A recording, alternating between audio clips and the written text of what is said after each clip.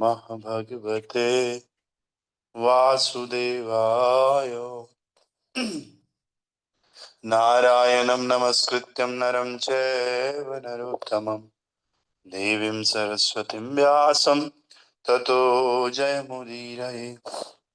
नष्टप्रायेषु भद्रेषु नित्यं भागवत सेवया भगवते उत्तमश्लोके भक्तिर्भवति नैष्ठकी। कृष्णाय वासुदेवाय देवकीनन्दनाय च नन्दगोपकुमाराय श्रीगोविन्दाय नमो नमः।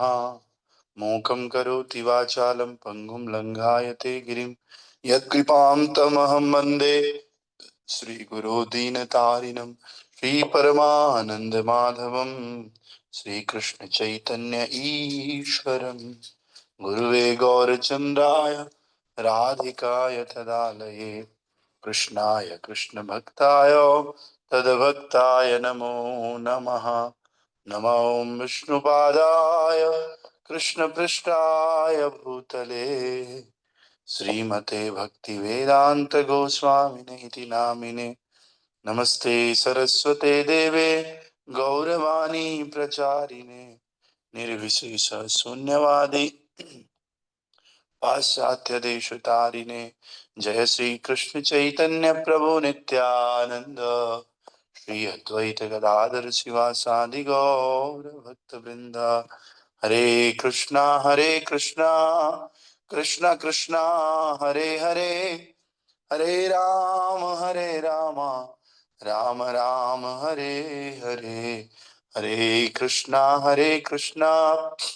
कृष्ण कृष्ण हरे हरे हरे राम राम राम हरे हरे।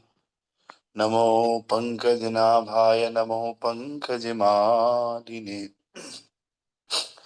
नमो पंकजनेत्राय नमस्ते पंकजांग्रये। ग्रंथराज श्रीमद्भागवत महापुराण की जय। श्रील प्रभुपाद गुरु महाराज की जय। अनंत कोटि वैष्णव वृंद की जय। नामाचार्य श्रील हरिदास ठाकुर की जय। निताई गौर हरि प्रेमानंदे हरि हरि बोल। All glories to simple devotees, all glories to simple devotees, all glories to Shri Guru and Gauranga, all glories to divine Grace Srila Prabhupada की जय। हम लोग श्रीमद् भागवतम पढ़ रहे हैं, दूसरा स्कंद, पहला अध्याय। नाम है ईश अनुभूति का प्रथम सोपान। श्लोक संख्या 13, 2.1.13 इस प्रकार से है। खट्वांगो नाम राजर्षिर् ज्ञात्वा येत्तामिहायुषः मुहूर्तात् सर्वमृत्युसृज गतवान् भयं हरिम्। खट्वांगो नाम राजर्षिर् ज्ञात्वयेयतामिहायुषः मुहूर्तात् सर्वमृत्युसृज्य गतवान् भयं हरिम्। खट्वांगो नाम राजर्षिर् ज्ञात्वयेयतामिहायुषो मुहूर्तोत्सर्वमृत्सृज्य गतवान् भयं हरिम्। खट्वांगो नाम राजर्षि ज्ञात्वयेतात्मिहायुषः मुहूर्तात् सर्वमृत्सृज्य गतवान् अभयं हरिम्। हरे कृष्ण। कृष्ण प्रभु जी। यस जी प्रभु जी। खट्वांगो नाम राजर्षिर् ज्ञात्वेयताम् एतामीशुआ मूर्तात् सर्वात्मसृज्य गतावान् भयं हरिम्। ओके, और कोई भक्त? हरे कृष्णा।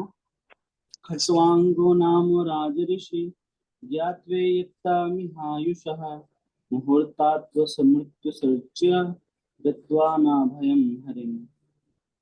हरि बोल। हरे कृष्ण। और कोई हरे भक्त? कृष्ण प्रभु जी, दंडवत प्रणाम। खट्वांग नाम राजर्षि ज्ञात्वैत्यामि आयुषा मूर्तात् सर्वम् उत्सृज्य गतवान् अभ्यम हरिम। हरि बोल। हरे कृष्ण ओके। प्रभुपाद। खट्वागो नाम राजर्षिः यात्वैयात्महि मिहायुषः मुहूर्तो मुहूर्तो सर्वमुतसज्य गातवान् भयं हरिः।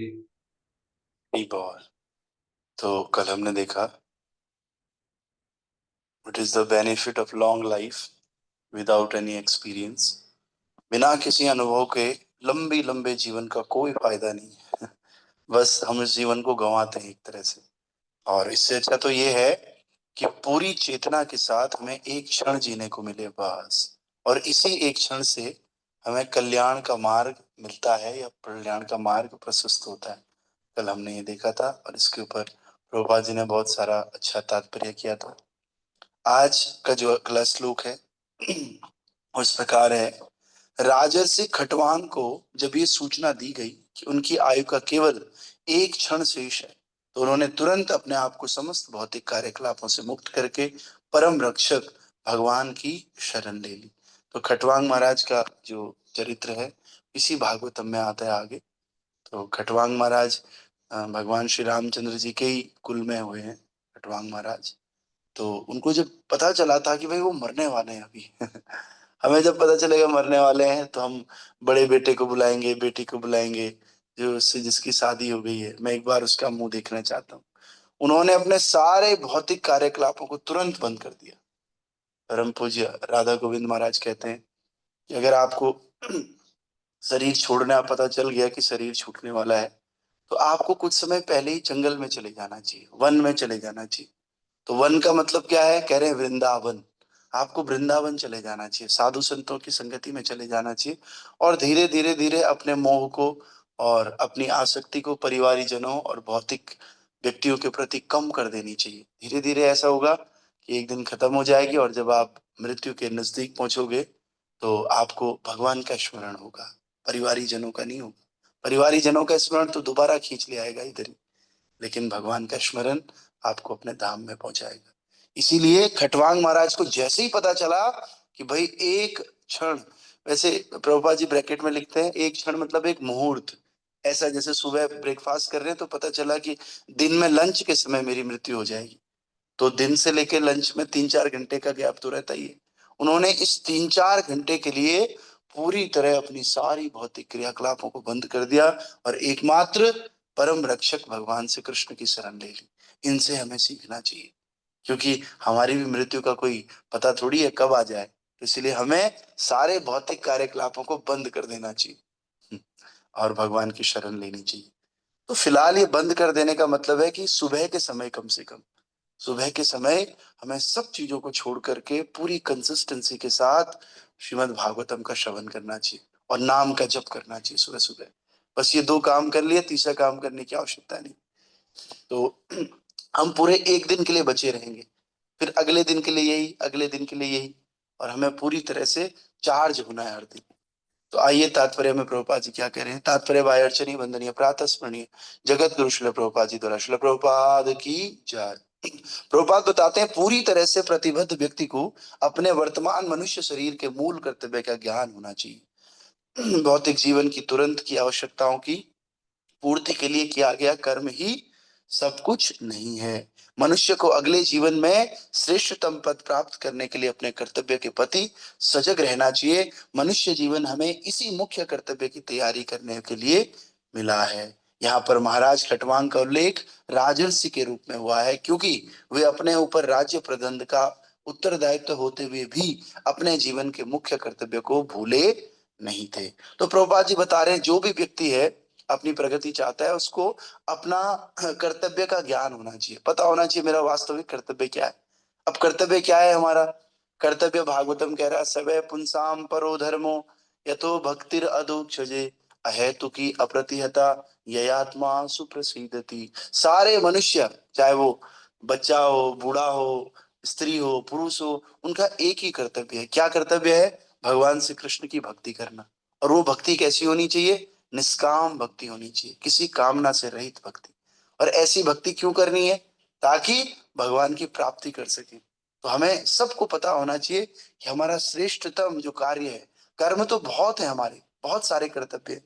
शरीर का कर्तव्य है, आत्मा का कर्तव्य है, शरीर से संबंधित लोगों का कर्तव्य है, ये सब कर्तव्य है। लेकिन जो सबसे बड़ा कर्तव्य है, प्रथम या प्राथमिक कर्तव्य है, वो है भगवान की भक्ति करना। और इस भगवान की भक्ति करने के लिए ही ये मनुष्य शरीर मिला हुआ है। तो हमें भौतिक जीवन की तुरंत आवश्यकताओं के लिए जो पूर्ति के लिए काम करते हैं, केवल वही हमारे लिए इनफ नहीं है। हमें भगवान की भक्ति करना है, वो प्राथमिक रूप से हमारा उद्देश्य है। और आप देखिए राजर्षि खटवांग, हम में से कोई व्यक्ति ऐसा नहीं होगा जो राजा की तरह बिजी होगा, जिसका शेड्यूल बहुत व्यस्त है। प्रभु जी बिजी हूं, मैं नहीं नाम ले सकता हूँ। अरे महर्षि खटवांग कितने बड़े राजा है। राजा की तरह तो हम बिजी कोई नहीं हो सकते, चाहे वो लक्ष्मण पुंडीर प्रभु हो, चाहे बिष्ट मीना माता जी हो, चाहे नितेश गुप्ता जी हो, चाहे संदीप प्रभु हो, चाहे कोई और हो, चाहे मैं खुद क्यों ना हो। हम लोग राजा की तरह बिजी तो नहीं हो सकते। जब राजा अपने जीवन में भगवान की भक्ति को प्रथम पहली प्रायोरिटी ले सकता है, तो हम क्यों नहीं। और इसीलिए उनके नाम के आगे राजर्षि लग दिया। जैसे औरों के नाम के आगे राजर्षि थोड़ी लगता है, महाराज बोल देते हैं या राजा बोल देते हैं। राजऋषि का मतलब ही यही है कि राजा तो थे, लेकिन राजा के साथ साथ ऋषि भी थे। और ऋषि कौन बन सकता है? ऋषि वही बन सकता है जो लाल कपड़े पहनेगा, जो सर को मुंडा देगा, और जो घर बार को छोड़ के चले जाएगा, वही ऋषि बन सकता है कि नहीं? वो ऋषि नहीं बनता, ऋषि कोई भी बन सकता है।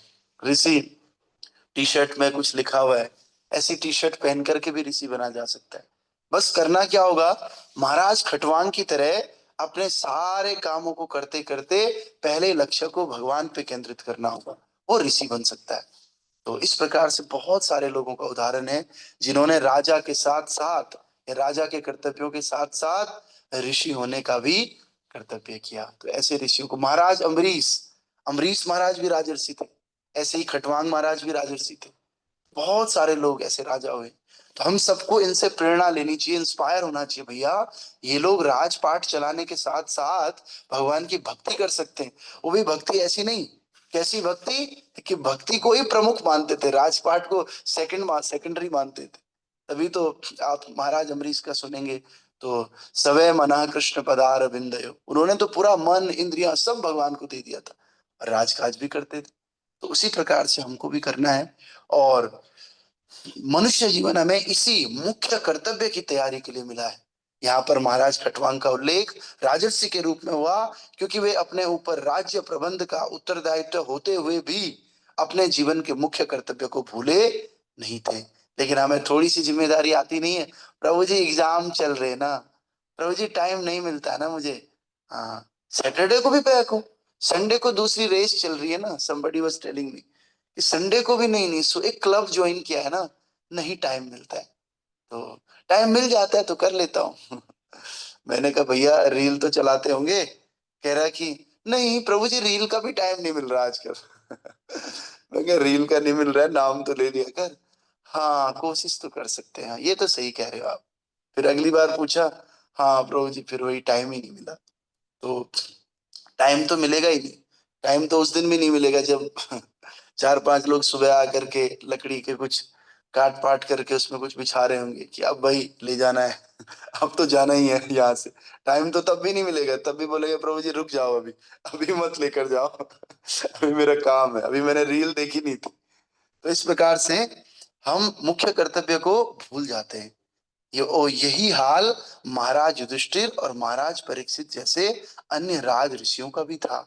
केवल खटवांग महाराज ही नहीं, परीक्षित महाराज भी ऐसे ही थे, युधिष्ठिर महाराज भी ऐसे थे। लोग बोलते हैं ना हम तो नेतागिरी में, एडमिनिस्ट्रेशन में, हम तो जॉब क्लास हैं, हम नहीं कर सकते, हम बिजनेस क्लास है, और हम तो पॉलिटिशियंस हैं। कहाँ करेंगे पॉलिटिशियंस? अरे भैया तुम तो अब पैदा हो रहे हो। लेकिन ये परीक्षित महाराज, ये युधिष्ठिर महाराज, ये सब लोग तो भगवान की भक्ति करते थे।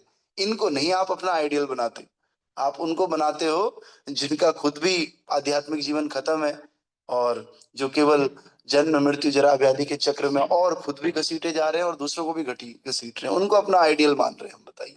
और इनको नहीं मान रहे, परीक्षित महाराज, युधिष्ठिर महाराज, अम्बरीश महाराज, खटवांग महाराज। कई लोग ऐसे होंगे खटवांग महाराज का तो नाम ही नहीं सुना होगा, खटवांग महाराज रघुकुल में थे, है नहीं? तो इस प्रकार से महाराज वे अपने मुख्य कर्तव्य को निभाने के प्रति जागरूक रहने के कारण उदाहरण के स्वरूप में आदर्श व्यक्ति थे। महाराज खटवांग को देवताओं ने असुरों से युद्ध करने के लिए स्वर्ग में बुलाया था और राजा के रूप में उन्होंने देवताओं को पूरी तरह संतुष्ट करते हुए युद्ध किया। इस पर देवताओं ने प्रसन्न होकर उन्हें भौतिक भोग का कोई वर देना चाहा, लेकिन छठवांग महाराज अपने प्रमुख कर्तव्य के प्रति अत्यंत जागरूक थे। अतः उन्होंने देवताओं से अपने शेष जीवन की अवधि के विषय में पूछा।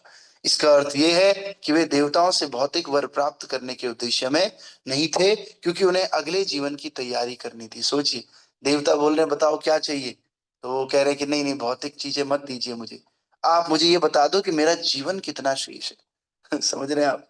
तो किंतु देवताओं ने उन्हें बताया कि उनके जीवन का केवल एक क्षण शेष है। तो राजा ने तुरंत उस स्वर्गलोक को छोड़ दिया और जो उच्च स्तरीय भौतिक भोग से पूरित है, और इस पृथ्वी पर आकर उन्होंने परम रक्षक भगवान श्री कृष्ण की शरण। जैसे ही पता चला कि भाई एक ही क्षण बचा हुआ है अब मेरा, बस उन्होंने छोड़ दिया और तुरंत भगवान की शरण ले ली। हमें थोड़ी पता हमारे कितने क्षण बचे हुए, हमें भी तुरंत कृष्ण की शरण लेनी चाहिए। वे अपने महत प्रयास में सफल रहे और उन्हें मुक्ति की प्राप्ति हुई। राजर्षि द्वारा ये प्रयास यद्यपि एक क्षण के लिए था, किंतु सफल रहा, क्योंकि वे अपने मुख्य कर्तव्य के प्रति सदैव जागरूक रहे। ये एक क्षण में हमें मुक्ति प्राप्त हो सकती है, बशर्ते उस एक क्षण में हम साधु संग करें। इसीलिए कहते हैं साधु संग सर्व शास्त्र कहे, लब मात्र साधु संग, लब मात्र साधु संग, सर्व शास्त्र क्या है, सर्व सिद्धि होए। लब मात्र, थोड़ा सा, लब कितना होता है, बहुत थोड़ा सा, किसी ने साधु संग कर दिया तो हमारी चेतना में आ जाता है, कभी ना कभी भगवान का पिक्चर आ जाता है। कल मैं सो रहा था सपने में, तो मैं देख रहा हूँ हम गोवर्धन में हैं और मैं बोल रहा हूँ जल्दी करो, अरे पैक करो, अभी मंगला आरती हो गई, फिर नरसिंह आरती हो गई, फिर ये हो गई। तो देखो जब आप इसमें रहोगे ना, तो आपको सपने भी ऐसे ही आएंगे। सपने ऐसे आएंगे तो जब मृत्यु पास आएगी, तो मृत्यु के समय जो इंप्रेशंस डीप होंगे वही इंप्रेशंस ऊपर उठेंगे। जितना ज्यादा दर्द होता है ना, हम जितना कनेक्टेड या जितनी प्रैक्टिस करते हैं जिस वस्तु की, वो वस्तु हमें याद आती है। तो अगर हम हरिनाम की रोज सुबह प्रैक्टिस करेंगे, भागवत की प्रैक्टिस करेंगे, भगवान के दर्शन की प्रैक्टिस करेंगे, तो हर दिन हमें क्या होगा, भगवान जब मृत्यु आएगी ना तो वही ऊपर आएगा, क्योंकि मृत्यु के समय सबसे ज्यादा दर्द होता है। तो वो दर्द के समय हमें केवल ठाकुर जी का दर्शन होगा, भक्तों का दर्शन होगा, और जब ठाकुर जी का दर्शन होगा तो हो गया खत्म काम, फिर तो आना ही नहीं है दोबारा, फिर तो सब संसार वालों को बाय बाय कर देना है। तो इसी प्रकार से कुंती महारानी भी यही कह रही, विपदा संतु तत्र तत्र तत्र जगत पते, कि मुझे क्या दो, विपताएं दो, क्योंकि इन कष्टों से मुझे आपका स्मरण होता है। अब हम लोग बोले कि भैया हमें कष्ट दो, हमें तो कष्ट में मम्मी पापा याद आएंगे, हमें तो कष्ट में कुछ और याद आएगा। तो हम मांग नहीं सकते भगवान से, कष्ट भी नहीं मांग सकते हम तो। क्यों? क्योंकि हमें प्रैक्टिस ही नहीं है, कष्ट में भी हमें कुछ और याद आएगा। तो कुंती महारानी इतना भगवान का प्रैक्टिस करती थी, कथा का, कीर्तन का, नाम का, कि उन्हें जो है अ, भगवान का स्मरण होता था कष्टों से। हमें किसी और का स्मरण होता है कष्टों में। तो आइए आगे कह रहे हैं, परीक्षित महाराज, राजर्षि द्वारा ये प्रयास यद्यपि एक क्षण के लिए है, किंतु सफल रहा, क्योंकि वे अपने मुख्य कर्तव्य के प्रति सदैव जागरूक रहे। इस तरह से महाराज परीक्षित को महान श्रील सुखदेव गोस्वामी द्वारा प्रोत्साहित किया गया। यद्यपि उनके जीवन में 7 ही दिन शेष थे। खटवांग महाराज के जीवन में केवल एक ही क्षण था, और परीक्षित महाराज के जीवन में पूरे 7 दिन। हमारे जीवन में कितना है पता ही नहीं, फिर भी हम सो रहे हैं आराम से, फिर भी हम क्लास में नहीं आते, फिर भी नाम जब रेगुलर बेसिस पे नहीं करते, फिर भी कीर्तन नहीं सुनते, फिर भी हम भौतिकता में फंसे हुए हैं। तो कितनी बड़ी मूर्खता है। तो और यद्यपि उनके जीवन में 7 ही दिन शेष थे, जिसमें उन्हें भागवतम के रूप में भगवान की महिमा का श्रवण करने का मुख्य कर्तव्य संपन्न करना था।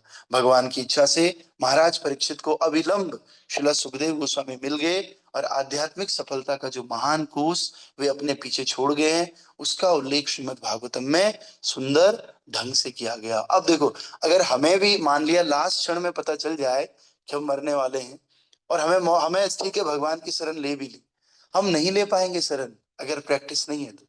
मान लिया किसी को क्लास करना है, रामनवमी का उपलक्ष्य है, तो किसी भक्त को बोल दिया आपने आज क्लास करनी। उसने कई सालों पहले पढ़ा तो हो कम से कम रामनवमी के बारे में, तभी तो वो अचानक व्यासपीठ पे बैठ के क्लास करेगा। ऐसी कोई भी क्लास कर देगा क्या? थोड़ी देर पढ़ करके उसे 1 घंटा भी दिया जाएगा तब भी नहीं कर पाएगा वो क्लास। भैया प्रैक्टिस ही नहीं है। और जिसको प्रैक्टिस होगी ना, वो फट से एकदम फटाफट फटाफट, क्योंकि बहुत प्रैक्टिस किया है रामनवमी के क्लास देने की, वो फट से 4-5 पॉइंट ले लेगा, उसी पॉइंट को इलेबोरेट कर देगा, क्योंकि पहले की भी प्रैक्टिस है। आराम से वो कथा कर देगा, कोई दिक्कत नहीं। ऐसे स्कूल्स में भी होता है, कॉलेजों में भी होता है, कोई टॉपिक तैयार करना होता है, नए व्यक्ति बोलता है कि चलो भाई डेमो देना है आपको, ये तैयार करो। डेमो वो करते ही नहीं कि 1 दिन का टाइम मिल जाएगा क्या? क्यों? प्रैक्टिस नहीं है फ्रेशर्स है। और जिनको प्रैक्टिस होती है वो बोलते सर बस 10 मिनट दे दीजिए मेरे को, और 10 मिनट में फटाफट वो तैयार करके अपना प्रेजेंटेशन देते हैं। और जो 10 मिनट में तैयार करता है, पता चल जाता है ये भाई बड़ा अनुभवी आदमी है। फिर वो अनुभव के साथ, कॉन्फिडेंस के साथ, पता भी नहीं चलता उसने 10 मिनट में तैयार किया है। तो ये अनुभव होता है। तो अंत समय में मौका उसी को ही मिलेगा जो जो व्यक्ति भगवान की भक्ति की प्रैक्टिस पूरे जीवन करेगा। तो इसीलिए, वरना अंत समय में तो नाम कहाँ से निकलेगा? आंखें कमजोर, नाक कमजोर, मुंह कमजोर, सब बेकार। तो देखिए, आना है तो आप लोग बोलेंगे सुबह सुबह ये बोलता है जाना है जाना है, मृत्यु की बातें करता रहता है, मरने की। एक एक व्यक्ति मुझे कहता है कि आप लोग नेगेटिव बातें क्यों करते, ये मौत की बातें क्यों करते हो? अरे नेगेटिव नहीं, पॉजिटिव है। अब मैं किसी को एग्जाम की बातें करूं, भाई तेरा पेपर है, पेपर है, पढ़ाई कर ले, थोड़ी थोड़ी पढ़ाई कर ले, तैयारी कर ले। वो बोले आप नेगेटिव बातें क्यों करते हो मेरे पेपर के बारे में? अरे भैया तैयारी करेगा तभी तो पेपर निकलेगा। तो ऐसे ही हम नेगेटिव नहीं करते हैं, ये सत्य है वास्तव में, और इस सत्य को हमें स्वीकार करना चाहिए।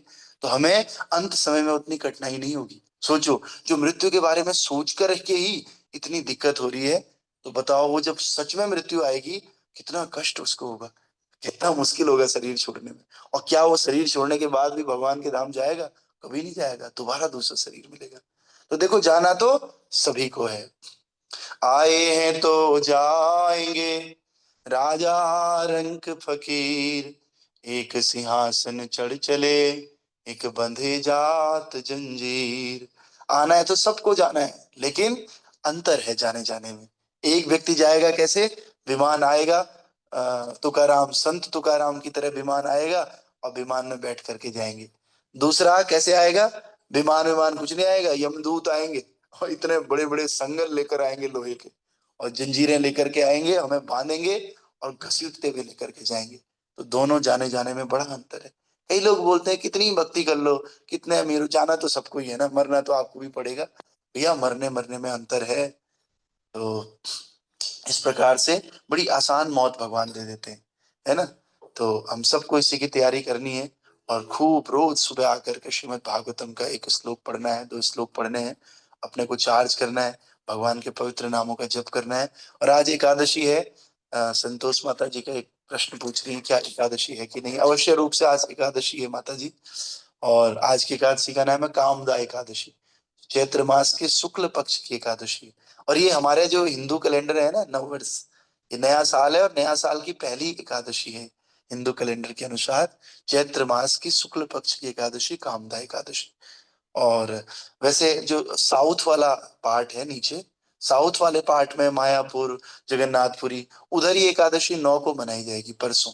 लेकिन इसमें कोई कंफ्यूजन नहीं है, दिल्ली, वृंदावन, जो भी ये नॉर्थ इंडिया है, देहरादून, यहाँ पर ये एकादशी आज से ही, आज ही एकादशी है। तो आप बिल्कुल निश्चिंत होकर के और बिना किसी कंफ्यूजन के आज एकादशी व्रत का पालन कीजिए, और कल उसका पारण 6:30 बजे से लेकर के 9 बजे के बीच में आपको करना है। ठीक है। श्री श्री कामदा एकादशी महामहोत्सव की जय। श्रील प्रभुपाद गुरु महाराज की जय। ग्रंथराज श्रीमद् भागवत महापुराण की जय। निताय गौर प्रेमानंदे। हरि हरि बोल। तो अब से प्रयास रहेगा 6:25 और 30 के बीच में क्लास हो जाएगी, 6:30 एग्जैक्ट हमेशा क्लास हो जाएगी। ठीक है, आप लोग टाइम पे आइए और सत्संग का लाभ लीजिए। श्रील प्रभुपाद की जय।